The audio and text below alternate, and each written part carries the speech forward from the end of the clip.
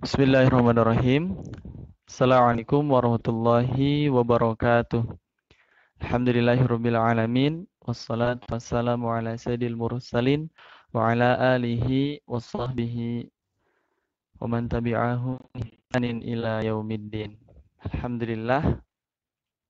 Pertama-tama marilah kita panjatkan puji dan syukur kehadirat Allah Subhanahu wa taala atas berkat limpahan rahmat dan karunia-Nya serta hidayah Allah Subhanahu wa taala, nikmat iman dan Islam, dan terlebih juga nikmat sehat walafiat. Dan mudah-mudahan kita semua bisa uh, meningkatkan ya rasa syukur kita dengan terus senantiasa memperbaiki dan meningkatkan kualitas keimanan dan keislaman kita pada Allah Subhanahu wa taala. Alhamdulillah, anak-anakku semua kelas 8. Insyaallah untuk materi pelajaran pada kesempatan kali ini kita melanjutkan bahasan kemarin. Di minggu yang lalu sudah dibahas mengenai hukum mad ya, dan sudah ke pembagian mad ya. Tapi baru mad asli saja yang sudah dibahas kemarin dan itu juga belum selesai. Nah, kita sekarang melanjutkan ke bahasan mad asli ya. Mad asli kemarin sudah sampai ke bahasan ini ya, mulhaqat mad asli. Apa itu mad asli, mulhaqat mad asli? Sebelumnya lupa nih, kita awali dengan membaca lafaz basmalah, bismillahirrahmanirrahim. Mudah-mudahan senantiasa Allah jaga niat kita untuk belajar dan Allah istiqomahkan kita semua dalam ketaatan, dalam kebaikan. Baik, kita langsung mulai. Apa itu yang dimaksud dengan mulhaqat mad asli? Yaitu mad yang menyerupai mad asli dan dibaca panjang 2 harokat. Itu ya. Jadi ada yang mad yang menyerupai dari segi panjangnya 2 harokat. Menyerupai mad asli. Apa saja yang termasuk ke mulhaqat mad asli? Pertama mad iwad ya. Kedua mad tamkin, dan ketiga mad silah sughra atau mad silah qasira. Kalau bahas namaan yang lainnya. Baik, kita lanjut ke yang pertama ya, mulhaqat mad asli. Yang pertama mad iwad. Apa itu mad iwad? Mad iwad tadi ketika qaf di pada huruf yang berharokat fathatain kecuali pada marbutoh. Ini perhatikan ini rumusnya. Mad itu apa nih? Mad itu yang kemarin ya sudah bahas, huruf mad ada 3. Ya. Itu ya, atau mungkin bisa juga yang kemarin ya, mad, intinya mad yang terjadi pada waqaf berhenti pada huruf harokatnya itu harus fathatain ya. Harokatnya fathatain. Baik hurufnya misalkan pokoknya huruf hijaiyah ya, kalau ada harokat fathatain kemudian dia waqaf ya, berhenti pada huruf tak marbutoh. Nah, kalau huruf mad ini ya, misalkan huruf mad hurufnya harokat fathatain, mad yang terjadi maksudnya bacaan panjang yang terjadi ketika waqaf, ketika berhenti pada harokat fathatain. Jadi hurufnya pertama harokatnya fathatain dan bukan huruf tak marbutoh.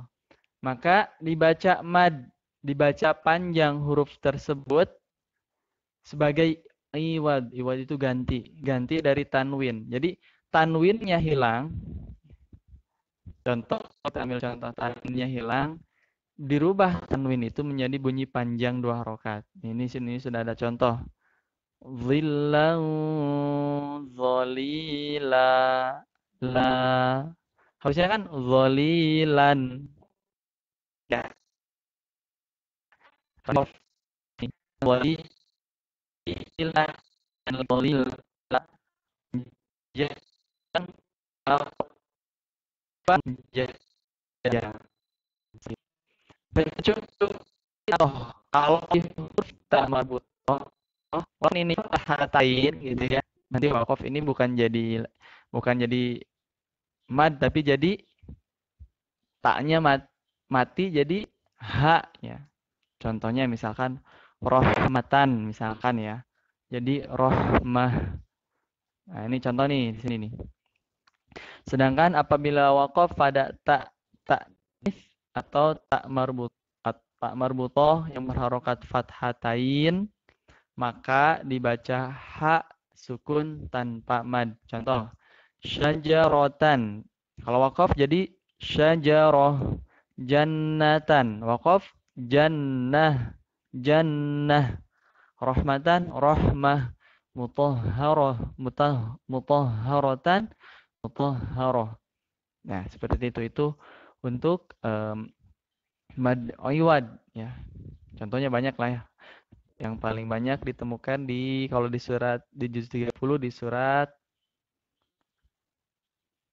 wal al-adiyat ya, wal adiyati dhabha. Nah, seperti itu. Ya, itu untuk pengertian mad iwad. Insyaallah paham ya insyaallah. Kita lanjut ke yang kedua.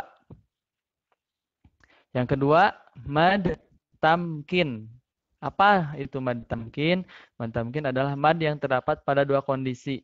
Ini. Pertama, bertemunya dua ya dalam satu kata. Yang pertama tasydid dan yang kedua huruf mad. Contohnya sini. Al-ummiyina. Nah, di sini perhatikan ya. Ummiyina. Pertama, bertemunya dua huruf. Di sini ada dua huruf dalam kata.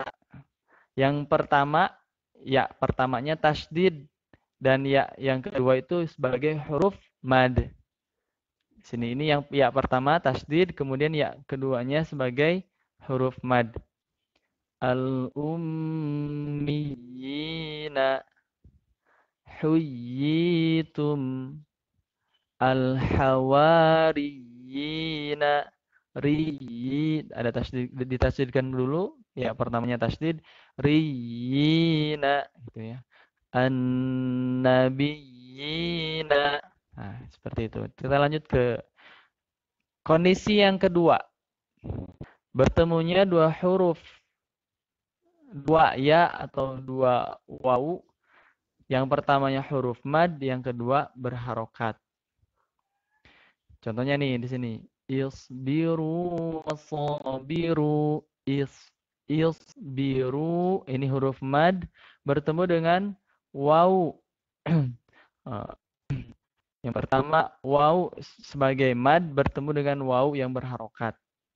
Isbiru wasabiru. Kemudian ini masih sama ya. Ini waw mad bertemu dengan waw yang berharokat. Amanu wa amilu alladzi yu'aduna. Nah, jangan sampai jadi alladzi masuk ke ya. Alladzi hati-hati ya itu ya. Ini dipanjangkan. Mad di sini dua harokat sama ya. Karena mad asli tadi mulhaqat mad asli panjangnya dua harokat. Alladzi yu'aduna alladzi yuwaswisu. Nah, itu ya contoh untuk mad tamkin. Berapa panjang bacaannya? Panjangnya dua harokat. Kita lanjut ke yang ketiga. Di sini mad silah sughra. Nah, apa itu mad silah sughra atau mad silah qasirah ya? adalah hak domir. Nih, hak domir seperti ini ya. Hak domir yang berharokat domah atau kasroh sebelum dan sesudahnya bukan sukun dan setelahnya bukan hamzah. Kalau sebelumnya sukun atau sesudahnya ada huruf mati ya sukun, maka tidak jadi mad silah. Dan begitupun kalau setelahnya hamzah itu jadi mad silah tawilah, bacaannya lebih panjang. Ya, seperti itu. Bacaan panjang kalau Thoriqah Syatibi, kalau mad silah tawilah sama seperti mad jaiz ya, mad jaiz. Hukumnya jaiz. Nah, itu ya. Jadi syaratnya ini di sini ya. Hak domir, harokatnya domah atau kasroh, sebelum dan sesudahnya tidak ada sukun ya. Bukan huruf sukun. Dan setelahnya juga bukan hamzah. Bukan huruf hamzah. Oke, syarat hak domir ini bisa menjadi mad. Pertama, hak domir bukan hak asli ya. Haknya itu hak domir. Hak domir itu pengganti. Ya, contohnya di sini. Lahu ma fis samawati. Nah, sini. Beda dengan ini. Lillahi ma hi di sini haknya ini hak asli ya. Lillahi milik Allah. Tapi kalau ini lahu baginya haknya ini berfungsi sebagai huruf kata penggantinya itu apa? Kata pengganti orang ketiga ya. Nah, ini yang pertama. Kalau ini lillahi ini haknya asli milik Allah. Allah itu ya. Dari lafaz Allah hanya ini. Tapi kalau ini lahu itu kata pengganti. Oke, yang kedua berharokat dhammah atau kasroh bukan fathah. Nah, di sini nih. Ini contohnya kalau yang ini yang mad silah sugronya wala yauduhu hifdzuhuma hu harokatnya dhammah atau kalau kasroh juga. Nah, kalau fathah ma'aha ha di sini bukan ha dhamir ya. Maksudnya bukan jadi mad silah sugro tapi ini jadi mad tabi'i ya atau mad asli. Oke, lanjut yang ketiga. Yang ketiga, sebelum dan sesudahnya bukan sukun. La ta'khudhuhu. Tuh, lihat perhatikan. Zal sebelumnya kan ada huruf zal harokat dhammah. Setelahnya sin harokat kasroh. Bukan yang seperti ini. Alzamnahu nahu. Nah, di sini ada alif nih. Alif itu mati, ya. Sebelumnya ada huruf mati. Nah, seperti itu. Kemudian setelahnya tidak bertemu hamzah. Nah, ini ya. Innahu kana fi ahlihi masrurahi dua harakat. Beda dengan yang ini. Maluhu lebih panjang lagi karena bertemu dengan hamzah setelahnya. Hukum bacaan panjangnya dua harokat wasal dan tidak dibaca panjang ketika wakaf tidak mati hanya. Contoh masilah sugoro.